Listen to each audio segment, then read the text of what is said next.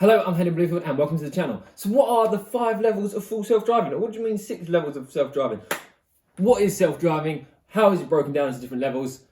Let's just jump straight in. I want to make this a really quick, punchy, valuable video for you so that if you don't quite know what is going on with full self-driving and what the different levels are, where different companies are, I'll give you a quick understanding so you know and understand what the levels of self-driving are, where the industry is at today, and where we can see the levels going in the future. So let's dive in. There are 5 levels, 6 if you can count level 0. So level 0 is no autonomy. You're talking, you do absolutely everything in the vehicle to drive the car. Steer, gears, accelerate, brake, everything. Level 1 is when you start to get basic driver assistance. So think cruise control or like advanced cruise control, where it will keep you in your lane, it will brake for you, it will basically tail the car in front and keep you going on that trajectory in that lane, following the car. So it will brake when it brakes, it will accelerate when it accelerates, that sort of thing. My van only does cruise control where it just sets the limit and you just go along at that speed. You still have to steer and you would have to brake and you would have to accelerate if you want to go faster. And if you don't do anything, it probably will just crash into someone in front. There's no sort of sensors or anything to prevent it from a collision. So we'll call that like 0.5 or something. But level 1, basic driver assistance. Just sort of think on the motorway or like in quieter roads where you are able to engage the cruise control to just cruise along when it's quite empty and there's not too much going on with the traffic. Level 2, we start to get a bit more advanced with the software. Think like really advanced cruise control, like where you're starting to be able to change lanes and almost like take your hand off the steering wheel a bit when you're on the motorway. Tesla's had this quite a few years where you'll be able to drive along on the motorway and you can take your hands off the steering wheel, or you just sort of have to keep contact with it to show that you are engaged, but the car will drive as such for you and it will be able to change lanes. Like if you indicate, it will change lane for you, change back and then take the exit. Only really available on like basic easy driving routes, and I think there's a few other companies that have got software like this. I know Ford's got something, but it's only in pre-map zones on certain roads, and you will have to take over once you go past that length of road that's no longer pre-mapped and registered for the driver assistance. Level 2 also includes some of the like parking features you get in a lot of vehicles now, where the vehicle will park itself like in difficult parallel parking bays or into a parking spot for you as well. Level 3 is where it starts to get a bit more exciting. So in level 3 is partial autonomy, where you are actually able to allow the vehicle to drive itself while you sit there concentrating, focusing, ready to take over at any moment. If you follow Tesla's FSD beta software, there's a number of YouTubers that have been given access to the beta software where they are trialing it and have got plenty of valuable videos around what the experience is like and how we've seen even that software in a short space of a few months has really advanced and come a long way. But that is what you would call level 3 in terms of the car is able to drive itself, but you have to be there paying attention, ready to take over if anything does go wrong or looks like it's going to go wrong. And so for FSD beta, that has been sort of the story that's going of while it is great and it drives itself, it is a bit like young teenager, young adult that's learning to drive, is a bit nervous, a bit cautious, a bit unpredictable and tentative around making maneuvers and pulling out that sort of thing. Certain videos you can see how relaxing and well advanced the software is. On others, especially in new environments and stressful environments, it can be quite a stressful experience as the driver as well. But if you haven't, make sure to check out, literally just search FSD beta and you will find so many videos of Tesla drivers where they have been able to access this software. Level 4, this is where we get to full autonomy. If you take the likes of Waymo, for example, in certain cities in America, they are now able to actually offer autonomous taxi services. I know for some of them there has been a driver in the vehicle, but I say driver, they're an added passenger for your journey. Not very COVID friendly. But it will be a case of someone sat there, they don't do anything, but it's more of where this new software has been introduced. They are there just as a precautionary measure to be there ready to take over. But for level 4, it is the sense of it is full autonomy, and as a human you can start to relax, you don't have to concentrate, you can start to check your emails, sit back and watch a bit of Netflix or take a nap, whatever you like to get up to in the car. Level 5 that we get to is, this is a bit of a strange differentiation, but level 5 is basically where you no longer need a steering wheel. You could just have a vehicle, you get in and it takes you to where you need to go, which is what Tesla is really striving for, to create full level 5 service where we no longer have steering wheels, which when you think about it will completely change the infrastructure of a car or a vehicle, which I'll do another video on, talking about the ideas that I think we'll start to see with Robo Taxis taking over the world and moving away from the idea of us as individuals owning cars.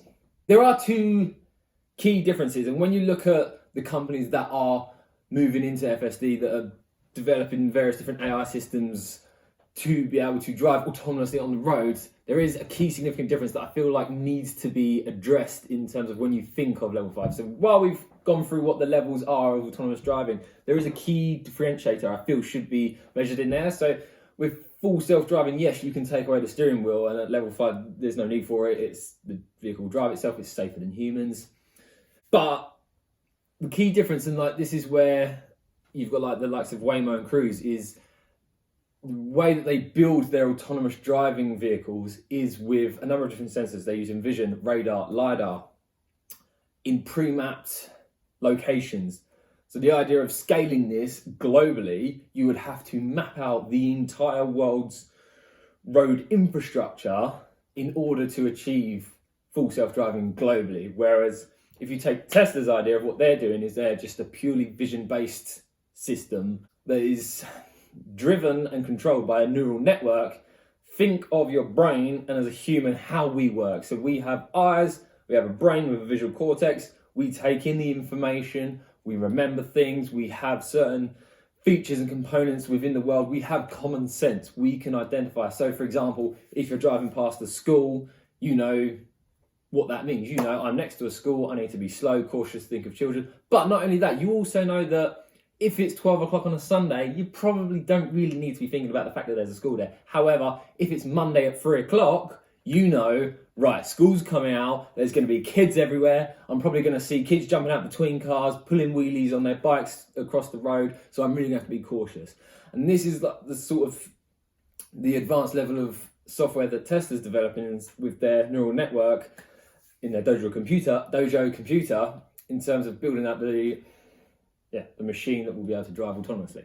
Key difference with Tesla, where I said Cruise, Waymo, those sorts of companies where they are using pre-mapped locations with LiDAR, radar, etc.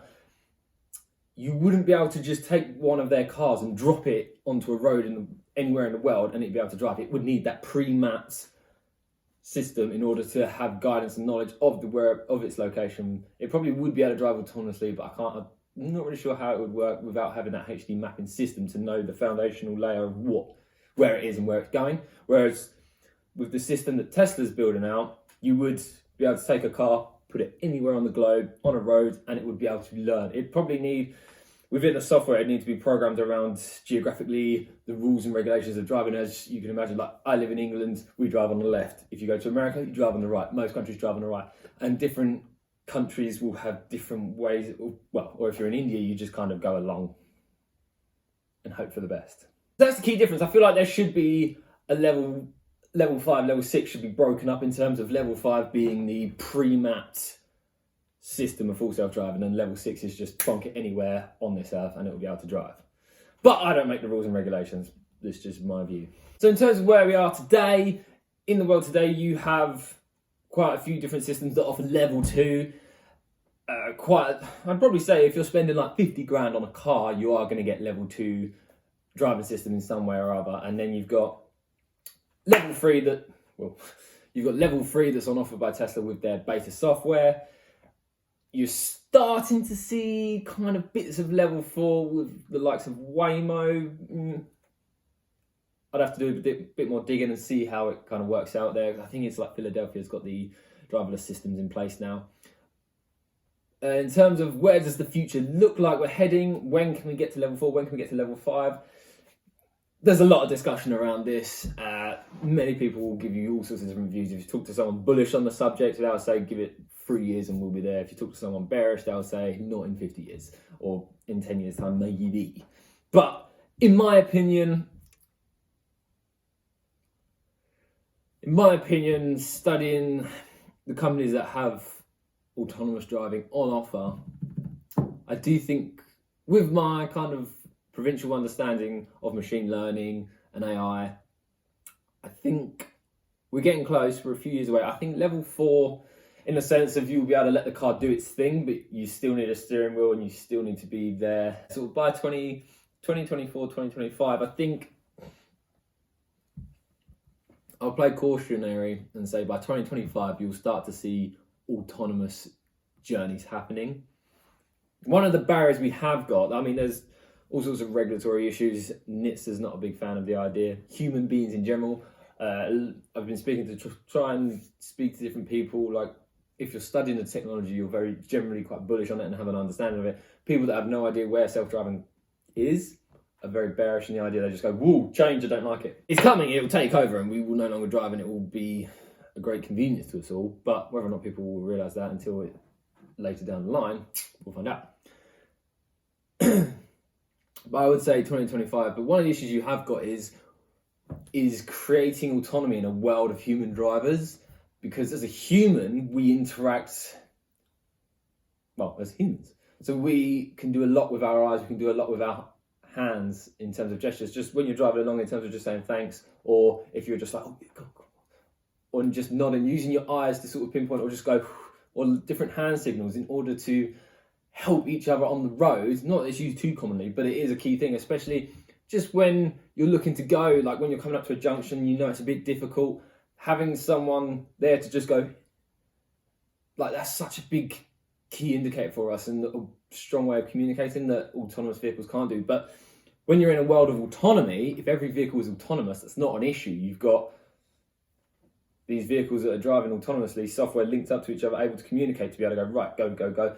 Whereas in a world where there's software and humans driving, breaking down those barriers and being able to create a dialogue between the two becomes a bit difficult. But I mean, that could be solved, I suppose, with like a bumper sticker that says like autonomous vehicle in play. Who knows? I hope this video has been helpful. Hopefully it's given you a good understanding now of what the levels of self-driving are, where we are as humans, and what vehicles are able to actually achieve now. What's coming up in the next few years, what you can expect to see from autonomous driving and developing technology. But yeah, what is your thoughts though on autonomous software and having self-driving cars? Are you up for it, not up for it? Do you like the idea of a future where we no longer drive? Personally, I love the idea of it. Like the amount of times I'm in a long road journey just thinking I could be doing something so much better with my time. So I look forward to the day that we no longer have to drive. If you have enjoyed the video, please do subscribe, hit the like button, leave a lovely comment, and I'll see you in the next one. Bye.